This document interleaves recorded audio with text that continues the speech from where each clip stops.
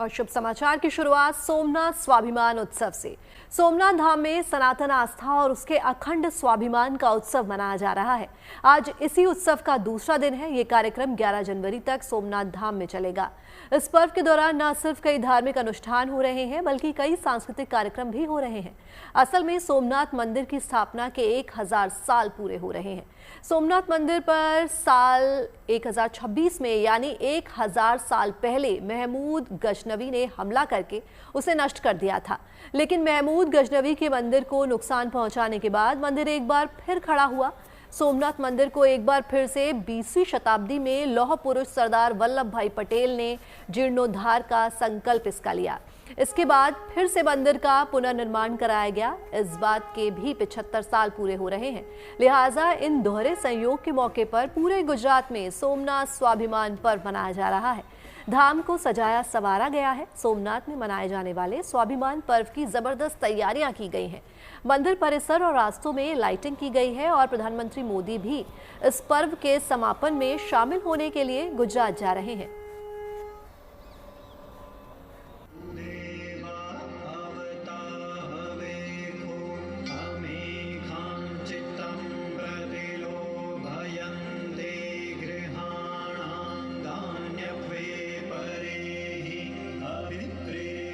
वेद की ऋचाओं से 10 दिशाएं गूंज रही हैं। वेद मंत्रों से महादेव के इस पावन धाम में देवताओं का आवाहन किया जा रहा है।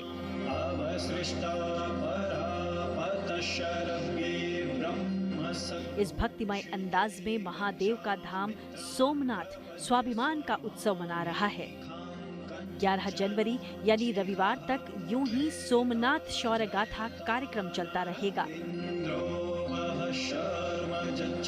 आपको यहाँ पर दोनों तरफ पेंटिंग मिलेगी रास्ते की, और रात को यहाँ पर जो लाइटिंग की गई है उसकी रोशनी से माहौल कुछ बदल सा गया है। और इसी माहौल के कारण यहाँ आने वाले श्रद्धालु हो, टूरिस्ट हो, वो रोमांचित हो उठे हैं। इस स्वाभिमान के उत्सव के लिए पूरा शहर दुल्हन की तरह सजा है।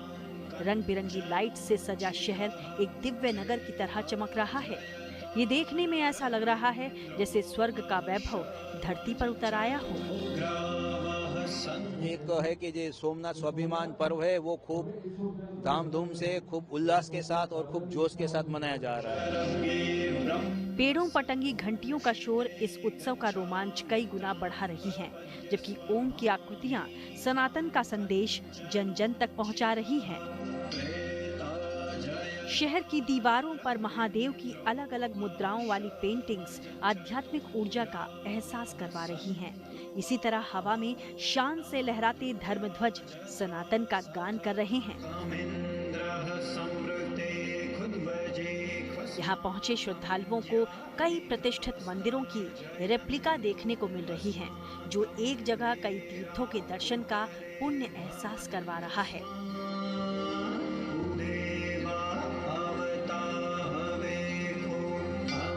गिर सोमनाथ से दिलीप मौर्य के साथ bureau report, good news today. अब आपको सीधे सोमनाथ लिए चलते हैं। सोमनाथ भगवान के दर्शन पूजन की सीधी तस्वीरें देखिए। सुबह यहाँ शिवलिंग का श्रृंगार हुआ और फिर आरती की गई। हम आपको बता दें कि सोमनाथ धाम का वर्णन ऋग्वेद, श्रीमद् भगवद गीता, शिव पुराण, स्कंद पुराण और महाभारत जैसे प्राचीन ग्रंथों में भी मिलता है। इसे शिव के पहले ज्योतिर्लिंग का स्थान प्राप्त है। साथ ही शिव के इस धाम का गौरवशाली इतिहास भी रहा है। सोमनाथ मंदिर पर हुए पहले बड़े हमले के 1000 साल पूरे होने और इसके पुनर्निर्माण के 75 साल पूरे होने के अवसर पर देश सोमनाथ स्वाभिमान पर्व मना रहा है। इस पर्व के दौरान सोमनाथ मंदिर के प्रांगण में 2500 ऋषि कुमारों और उनकी मंत्रोच्चार और 72 घंटे तक अखंड ओंकार जाप किया जा रहा है। ये सीधी तस्वीरें आप सोमनाथ धाम से देख रहे हैं। आज सोमनाथ स्वाभिमान उत्सव भी मनाया जा रहा है और ये मंदिर प्रांगण की तस्वीरें हैं।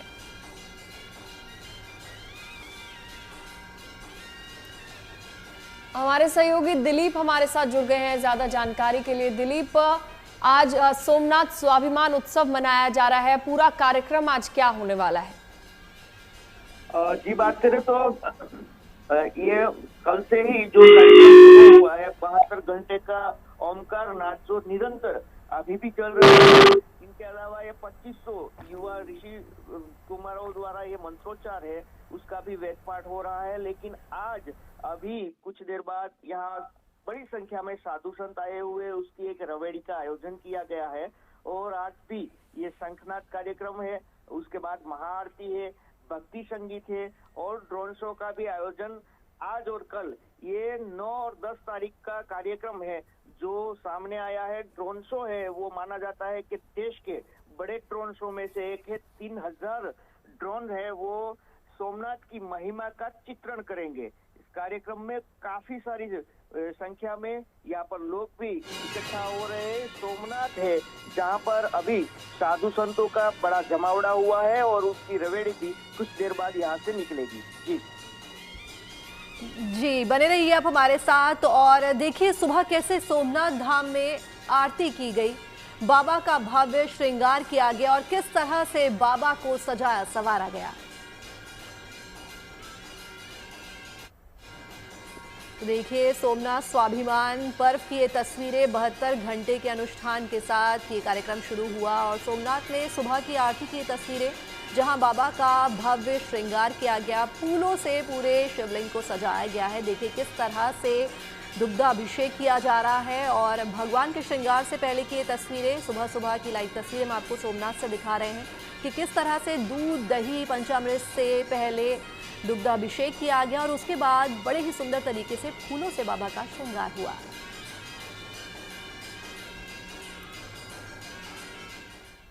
तो देखिए सोमनाथ मंदिर के पुनर्निर्माण के 75 साल भी पूरे होने वाले हैं और यही वजह है कि इस खास मौके को सोमनाथ स्वाभिमान पर्व के रूप में मनाया जा रहा है। प्रधानमंत्री मोदी इसमें शामिल होंगे। आपको दिखाते हैं स्वाभिमान उत्सव के पहले दिन सोमनाथ धाम में क्या कुछ हुआ है।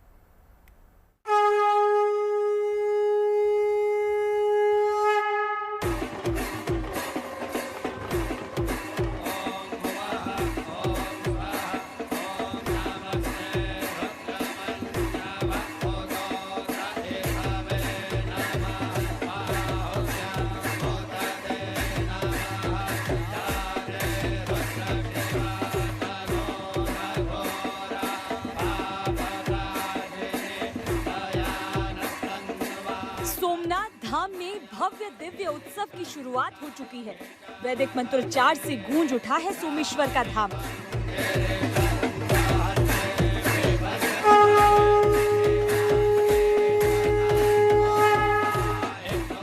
अडिग आस्था और सनातन स्वाभिमान के प्रतीक इस धाम में सोमनाथ स्वाभिमान पर्व मनाया जा रहा है। दरअसल 2026 का साल सोमनाथ मंदिर के इतिहास में एक खास पड़ाव है।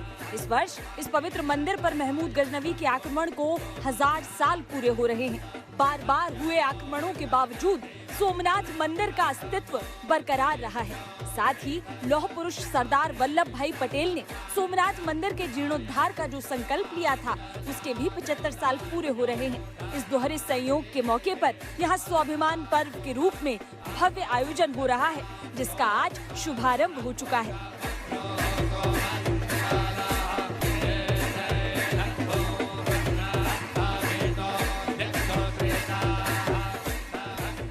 इसके लिए सोमनाथ स्वाभिमान पर्व के तहत मंदिर प्रांगण में 72 घंटे तक ओम का जाप किया जा रहा है।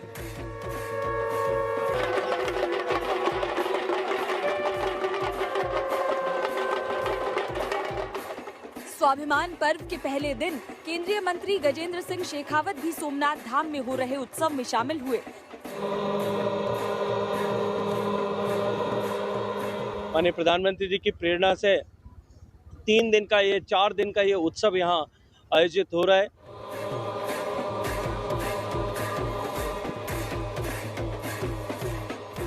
आपको बता दें कि लगातार 72 घंटे तक ओमकार जाप के अलावा कई और कार्यक्रम भी सोमनाथ मंदिर में आयोजित किए जा रहे हैं।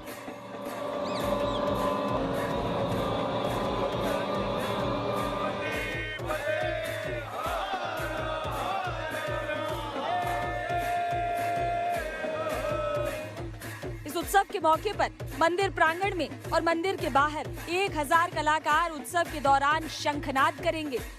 इस उत्सव में देश भर से लगभग 2500 साधु संत शामिल होने के लिए पहुंचे हैं। इसके साथ ही बड़ी संख्या में श्रद्धालु भी यहां पहुंचने शुरू हो गए हैं।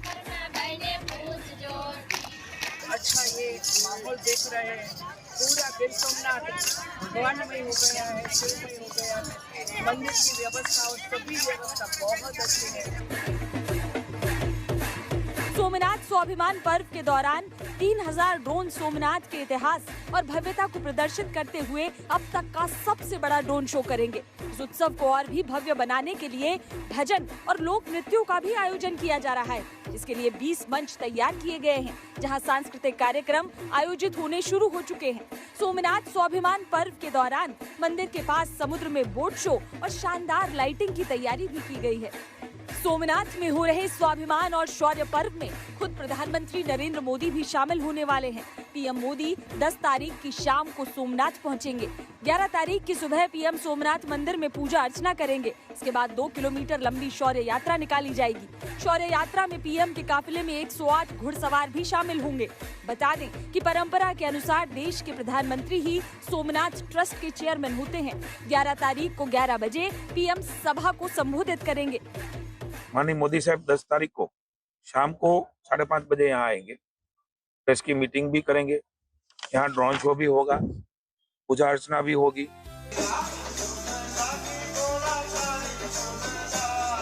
इधर प्रथम ज्योतिर्लिंग सोमनाथ महादेव के सानिध्य में सोमनाथ स्वाभिमान पर्व की शुरुआत हुई और उधर गांधीनगर के पौराणिक ढोलेश्वर महादेव मंदिर में मुख्यमंत्री भूपेंद्र पटेल ने पूजा अर्चना करके 72 घंटे के अखंड कीर्तन का शुभारंभ करवाया, जहां श्रद्धालुओं के साथ सीएम स्वयं भी भजन कीर्तन करते नजर आए।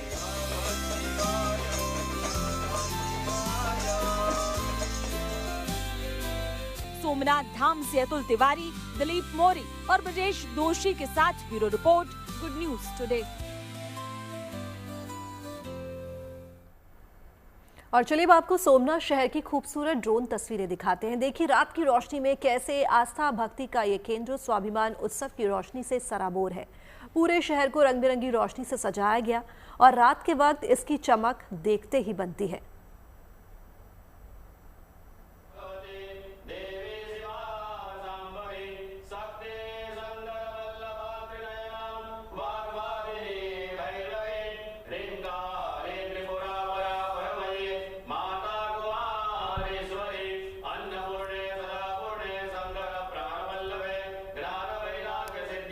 देखिए कितना खूबसूरत ये ड्रोन शो है और सोमनाथ की ये तस्वीरें। आज उत्सव का दूसरा दिन है और गुरुवार से इस उत्सव की शुरुआत हुई थी और रविवार तक ये उत्सव चलेगा। 72 घंटे तक ये उत्सव चलने वाला है। 1000 साल का गौरवशाली इतिहास रहा है सोमनाथ का। वेद की ऋचाओं से गूंजती दिशाएं, चारों तरफ सिर्फ और सिर्फ वेद और पुराणों की गूंज। रविवार तक चलेगा स्वाभिमान उत्सव और सोमनाथ से ये तस्वीरें हम आपको दिखा रहे हैं सीधे ड्रोन की। और हमारे साथ हमारे संवाददाता दिलीप लगातार बने हुए हैं। दिलीप, जरा ये बताइए कि आज पूरे दिन भर का कार्यक्रम क्या रहने वाला है? कितने बजे से जो है अनुष्ठान वो शुरू होंगे? कौन कौन से वीआईपी गेस्ट जो हैं वो आने वाले हैं? कौन कौन से अतिथि हैं जो आने वाले हैं आज के कार्यक्रम में?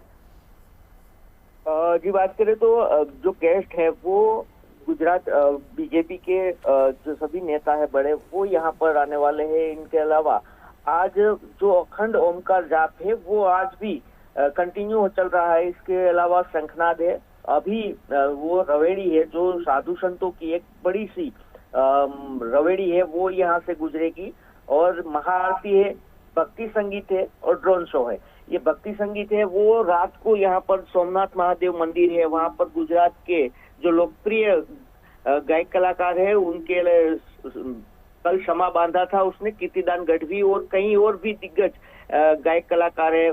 इनके अलावा यहाँ पर अलग अलग जगहों पर मंच बनाया गया है। इस मंचों पर भगवान शिव की महिमा और सोमनाथ मंदिर की महिमा है वो यहाँ पर प्रस्तुत की जा रही है, जहाँ से ये काफिला मोदी जी का शुरू होने वाला है सोमनाथ मंदिर से लेकर सद्भावना ग्राउंड तक। वहाँ रास्ते में अलग अलग जगहों पर ये संगीत, भक्ति संगीत और सोमनाथ की जो महिमा है उनके लिए एक मंच तैयार किया गया है अलग अलग जगहों पर। तो आज यहाँ पर शायद गुजरात के सीएम है भूपेंद्र भाई पटेल, वो आज यहाँ पर आ सकते हैं। इनके अलावा गुजरात के गृह मंत्री हर्षभाई संघवी और अन्य जो मंत्री है वो भी यहाँ पर पहुंच सकते हैं। जी चलिए, बहुत बहुत शुक्रिया। तो जीएनटी पर उत्सव का सिलसिला जारी है और अब बात कर लेते हैं मकर संक्रांति की। माघ का महीना चल रहा है और सभी को मकर संक्रांति का इंतजार है। मकर संक्रांति पर स्नान दान का विशेष महत्व है। मकर संक्रांति पर पतंग उड़ाने की अभी रिवाज है। देश के अलग अलग हिस्सों में इस दिन काइट फेस्टिवल भी होते हैं। इस उत्सव को लेकर अभी से उत्साह दिखाई दे रहा है, लेकिन मकर संक्रांति को लेकर कंफ्यूजन भी काफी ज्यादा है। कब मनाएं मकर संक्रांति, 14 या 15 जनवरी को? इस सवाल का जवाब भी हम आपके सामने ले आए हैं।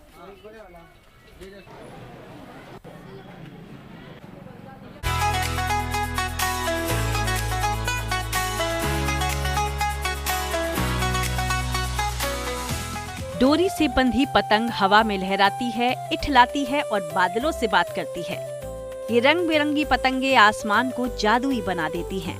मकर संक्रांति पर फिर से कुछ ऐसा ही होने वाला है। मकर संक्रांति या उत्तरायण को पतंगों के उत्सव के नाम से भी जाना गया है। शिव की नगरी काशी में पतंगों के बाजार में अच्छी खासी रौनक नजर आ रही है। रंग बिरंगी पतंग हो चाहे मांझा या फिर परेता, इनका बाजार सज चुका है, क्योंकि मकर संक्रांति यानी खिचड़ी का पर्व अब से कुछ ही दिनों में आने वाला है। इस समय वाराणसी के पतंग बाजार के लिए मशहूर औरंगाबाद के मार्केट में हम मौजूद हैं और देख सकते हैं चारों तरफ पतंग का अंबार इस दुकान में लगा हुआ है। वाराणसी में महादेव के तिलक वाली पतंग लोगों को पसंद है, जबकि ऑपरेशन सिंदूर की थीम वाली पतंग भी लोगों को लुभा रही है। 2026 का वेलकम करती पतंगे भी काफी डिमांड में हैं। दिन पर दिन बढ़ती जा रही है, क्वालिटी बढ़ती जा रही है, कस्टमर का डिमांड भी बढ़ता जा रहा है। हर तरीके से मिला के हर साल त्योहार में प्रोग्रेस है और लेने वालों में उत्साह भी है। जिस तरह की पतंग लोगे भाई उस तरह की पतंग मिलेगी आपको। जैसे कि मैं 12, 11, 10 उड़ाता हूँ रहता हूँ। पतंगों के अलावा मांझा और चरखड़िया की कई वैरायटीज मिल जाएंगी। बदलते दौर में पतंगे सिर्फ उड़ती नहीं हैं, बल्कि सजावट के लिए भी इस्तेमाल की जा रही हैं। नवाबों का शहर हैदराबाद भी काइट फेस्टिवल के लिए तैयार है। दुकानों में सजाई गई पतंगे और चरखड़ियां लुभा रही हैं। बच्चे और क्या युवा, हर उम्र के लोग पतंग और मांझा खरीदने के लिए पहुंच रहे हैं। से हम पतंगा पिलाते आते, अभी भी पिलाते, शौक है। एक फेस्टिवल है जो पूरे इंडिया में मनाया जाता है, इंटरनेशनल में भी मनाया जाता है। हर साल बच्चों के, मैं तो बच्चा था जब से यहाँ पे आता हूँ, बस जब के रेट को अब के रेट को जमीन आसमान का फर्क है। पतंगों के इस बाजार में आपको सब कुछ मिलेगा। नायाब डिजाइन, कार्टून कैरेक्टर, जो है सो बम्बू के भद्दे को छील के टेम्पर दे के पतंग बनाते हैं और पतंग की क्वालिटी रहती। मकर संक्रांति पर पतंगबाजी का पर्व मनोरंजन के लिए होता है। मकर संक्रांति सूर्य के उत्तरायण होने का प्रतीक है, नए मौसम के स्वागत का पल है। वाराणसी से रोशन जायसवाल और हैदराबाद से अब्दुल बशीर के साथ bureau report, good news today. और आम लोगों में मकर संक्रांति की तारीख को लेकर अलग सा कंफ्यूजन है। सवाल ये है कि 14 जनवरी को पर्व मनाएं या 15 को। वैसे माघ मेले में प्रशासन ने दोनों तारीखों के लिए इंतजाम किए हैं, लेकिन किस तारीख को त्योहार मनाना बेहतर है, ये जानना समझना भी जरूरी है। तो उसके लिए देखिए रिपोर्ट।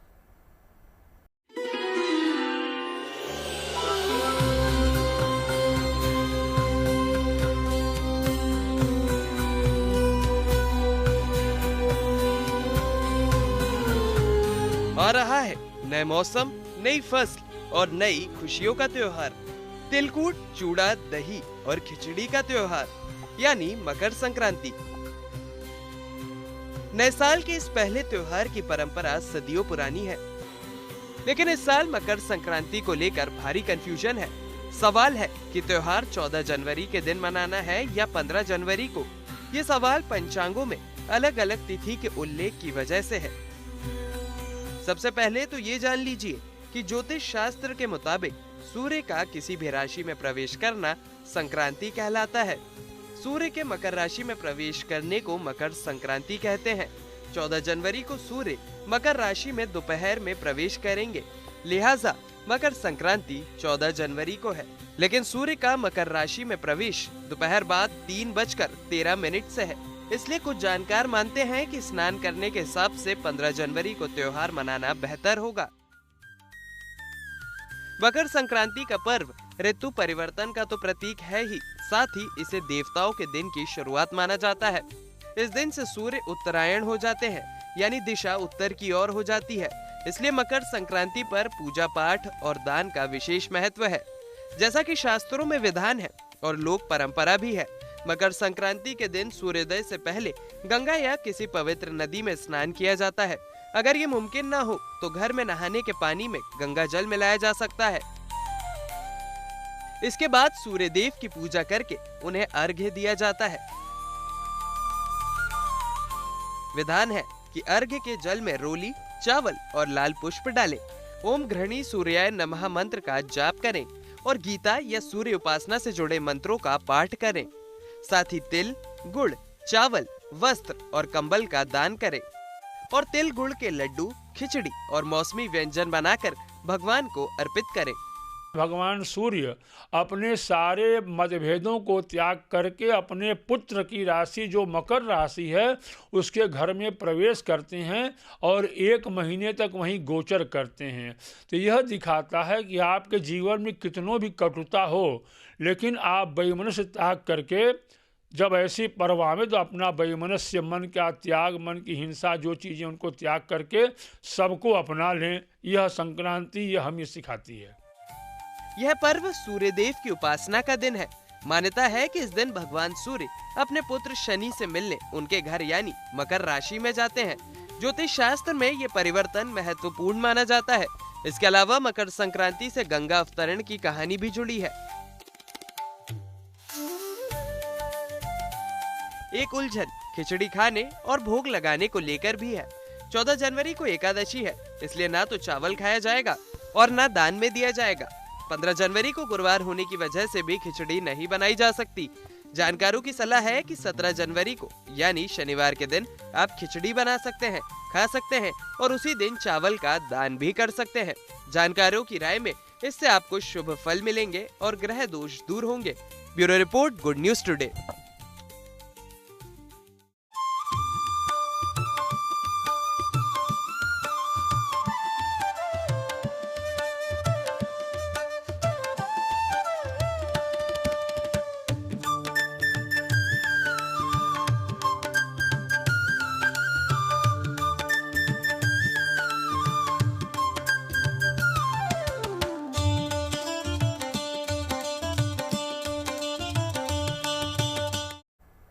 अब बात आस्था और विश्वास के सबसे बड़े माघ मेले की कर लेते हैं। संगम की रेती पर इन दिनों आस्था की एक अनोखी तस्वीर देखने को मिल रही है। देश विदेश से श्रद्धालुओं की भीड़ उमड़ रही है। देश के कोने कोने से लोग माघ मेले के दौरान आस्था की डुबकी लगाने के लिए माघ मेले में पहुंच रहे हैं। वहीं इस पावन धरती पर आस्था और परंपरा के कई रंग बिखरे हुए हैं। लाखों की तादाद में लोग स्नान कर चुके हैं, लेकिन इसी बीच अब पहली बार माघ मेले में भी अमृत स्नान की तैयारियां जोरों पर हो रही हैं। महाकुंभ की तरह ही माघ मेले भी दिव्यता और भव्यता से भरे हुए हैं, इसलिए इसे ऐतिहासिक बनाते हुए माघ मेले को मिनी कुंभ का स्वरूप दिया जा रहा है, जिसके तहत मौनी अमावस्या और बसंत पंचमी के मौके पर वैष्णव संप्रदाय के 3 अखाड़े अमृत स्नान में शामिल हो रहे हैं।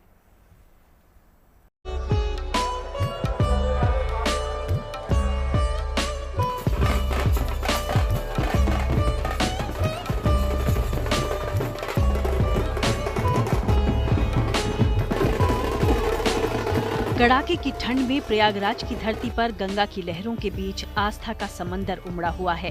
यहाँ श्रद्धा भक्ति रस के अनगिनत रंग बिखरे हैं।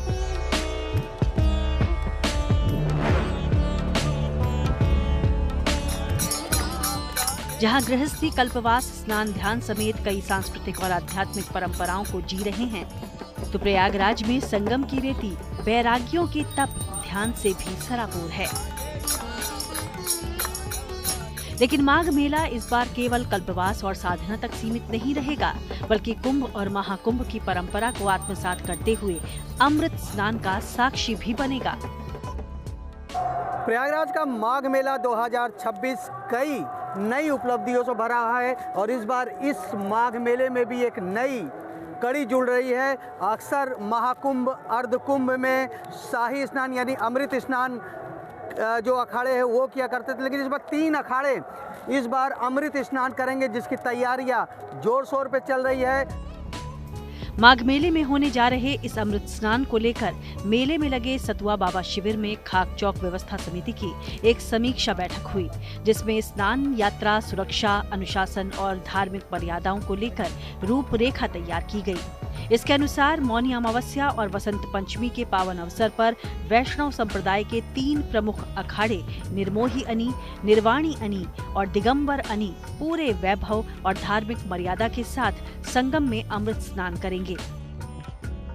कुंभ महाकुंभ की तर्ज पर इस बार माघ मेले में वैष्णव अखाड़ों का स्नान ध्वज, पताका, अस्त्र शस्त्र, बैंड बाजे और रथों के साथ होगा, जिसमें सैकड़ों संत, महंत, महामंडलेश्वर और पदाधिकारी पारंपरिक वेशभूषा में संगम तट पर पहुंचकर अमृत स्नान का भागी बनेंगे। निश्चित तौर पर संगम में अमृत स्नान की वो तस्वीर न केवल धार्मिक आस्था का प्रतीक होगी, बल्कि सनातन संस्कृति की गौरवशाली परंपरा को साकार भी करेगी। अमृत स्नान का उत्साह सारे संतों महंतों में है, समस्त कल्पवासी उसको देखना चाह रहे हैं। कुंभ के स्वरूप में जो आप लोगों ने शाही अमृत स्नान का दर्शन किया, वो इस बार माघ मेले में भी उसी दिव्यता और भव्यता के साथ, शस्त्रों के साथ, हनुमान जी की ध्वजा के साथ, घोड़ा वड्डियों के साथ, बैंड बाजों के साथ, उत्साह के साथ, वही रथ और जलूस होते हुए हम सब लोग जगतगुरु द्वाराचार्य महामंडलेश्वर श्री महंत सब लोग सज धज के भगवान की आराधना उपासना करते हुए और संगम में स्नान करने जाएंगे। और अमृत स्नान सनातनी परंपरा के लिए हमेशा से ही गौरवशाली पल रहा है। ऐसे में वैष्णव अखाड़ों के अमृत स्नान की दिव्यता और भव्यता की साक्षात मिसाल माघ मेला भी अब बनने जा रहा है।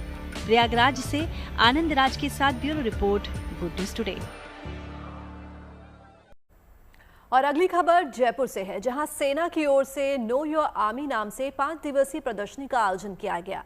इस मेले में बड़ी संख्या में स्कूली बच्चों और एनसीसी कैडेट्स ने हिस्सा लिया, जिनके सामने सेना ने न सिर्फ अपने हथियारों का प्रदर्शन किया, बल्कि बच्चों को इन हथियारों के बारे में जरूरी जानकारी भी दी। इस प्रदर्शनी के आयोजन का मकसद युवाओं को सेना के कामकाज, गौरवशाली परंपराओं और देश की सुरक्षा में उनकी भूमिका के बारे में जागरूक करना है।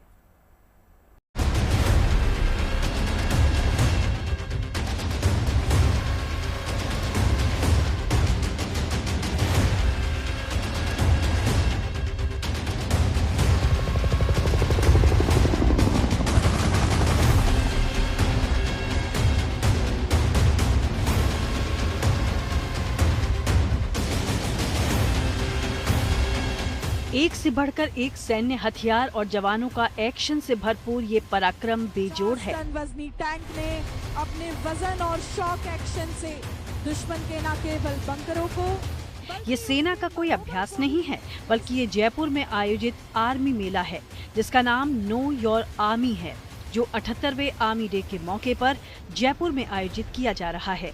ये आर्मी मेला सीकर रोड स्थित भवानी निकेतन कॉलेज के विशाल मैदान में 5 दिनों तक चलेगा। इस दौरान सेना की ओर से तोप, tank, missile, multi barrel rocket launcher, machine gun, surveillance devices और ड्रोन जैसे आधुनिक सैन्य साजो सामान का प्रदर्शन किया जा रहा है, जिन्हें देखने के लिए बड़ी संख्या में छात्र पहुंच रहे हैं, जो इन हथियारों को करीब से देखकर न सिर्फ रोमांचित हुए, बल्कि इनके बारे में जानकारी भी हासिल कर रहे हैं।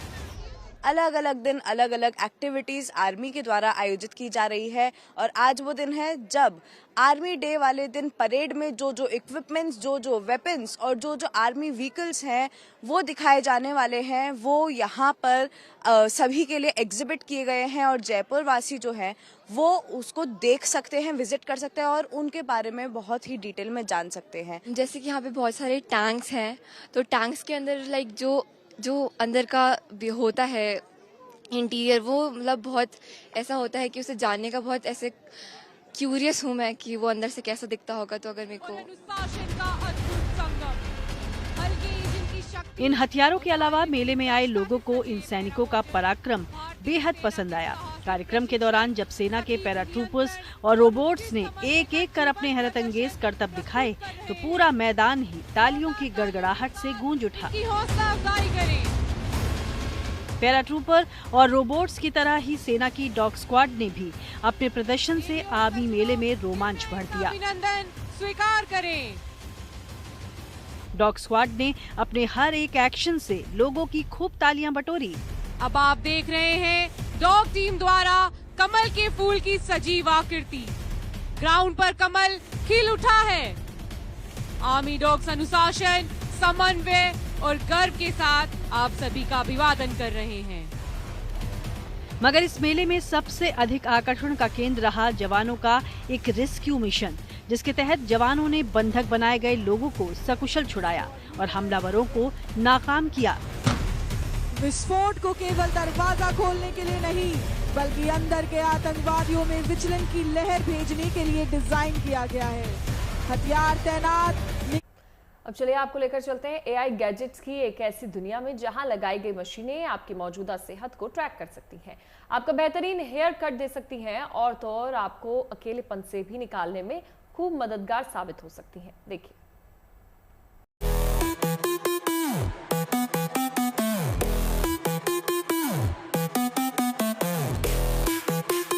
आज तकनीक का एडवांस रूप ही आर्टिफिशियल इंटेलिजेंस है, जिससे भरपूर यहाँ लगाई गई इन मशीनों में कोई आपका हेयर कट करती है, कोई आपकी सेहत जांचती है, तो कोई सोलमेट बनकर आपको इमोशनल सपोर्ट भी देती है।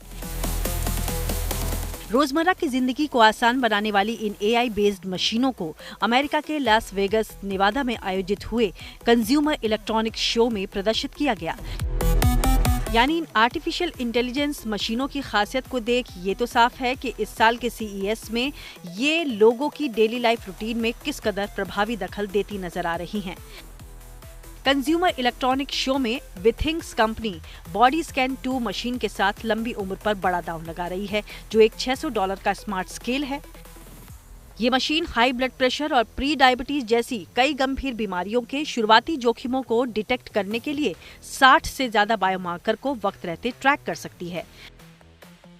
बॉडी स्कैन 2 से अपनी सेहत को 72 साल की डोरी स्पून भी जांच रही हैं, जो मैरीलैंड से यहाँ आई हैं। उनके लिए अच्छी सेहत बहुत जरूरी है, इसलिए उनके लिए बॉडी स्कैन 2 सेहत ट्रैक करने का सबसे बेहतरीन जरिया है। मुझे लगता है ये बहुत अच्छा है। कम से कम आपको पता है कि आपके पास वास्तव में क्या है। मैं जानती हूँ कि बहुत सारे लोग डॉक्टर के पास जाकर ये नहीं कहते हैं कि मैं ठीक हूँ। ठीक होने के मायने क्या है? आपके लिए ठीक होने की परिभाषा क्या है ना? एआई गैजेट्स के इस मेले में केवल सेहत ही नहीं, बल्कि हेयर स्टाइल के लिए भी एआई बेस्ड मशीन चौंका रही हैं। दुनिया की ये पहली स्मार्ट हेयर क्लिपर इंट्रोड्यूस हुई है, जिसे ग्लाइड कंपनी की एआई स्टाइलिस्ट बखूबी हैंडल कर रही हैं। ये स्मार्ट हेयर क्लिपर शख्स के सिर पर नक्शा बनाकर रियल टाइम में स्टाइलिस्ट के हाथ को डायरेक्शन देता है। साथ ही ये दुनिया की पहली स्मार्ट हेयर क्लिपर है, जो मार्केट में पहला खास प्रोडक्ट है। इसमें आपके सिर के चारों तरफ लपेटे जाने वाली एक पट्टी, क्लिपर और एक मोबाइल ऐप यूज होता है, जिसमें 15 मिनट से भी कम समय में एक परफेक्ट हेयर कट तैयार किया जाता है। कंज्यूमर इलेक्ट्रॉनिक्स शो में एआई का इमोशनल पहलू भी दिखा, जिसमें लेप्रो कंपनी की एमी खुद में एक असिस्टेंट ही नहीं, बल्कि एआई सोलमेट है। मसलन रिमोट और हाइब्रिड मोड पर काम कर रहे लोगों के बीच अकेलेपन को कम करने के लिए एमी एक फिजिकल डेस्क कंपेनियन है, जिसमें लगा ये कर्व्ड ओलेड डिस्प्ले कर्मचारी की नजर को ट्रैक कर मौजूद होने का एहसास कराता है। बस इसे अपने कंप्यूटर के पास रखें तो आप तनाव मुक्त हो सकते हैं, आराम कर सकते हैं, उससे बात कर सकते हैं, थोड़ा मजा ले सकते हैं और शायद अपना तनाव भी कम कर सकते हैं। हमने इसे इसी मकसद से डिजाइन किया है। बेशक एआई गैजेट्स का ये नायाब मेला आर्टिफिशियल इंटेलिजेंस की दुनिया का एक और एडवांस्ड वर्जन है, जो लगातार प्रगति के रास्ते पर बढ़ते हुए इंसानी जीवन को सुगम और सुलभ बना रहा है। Bureau report, good news today.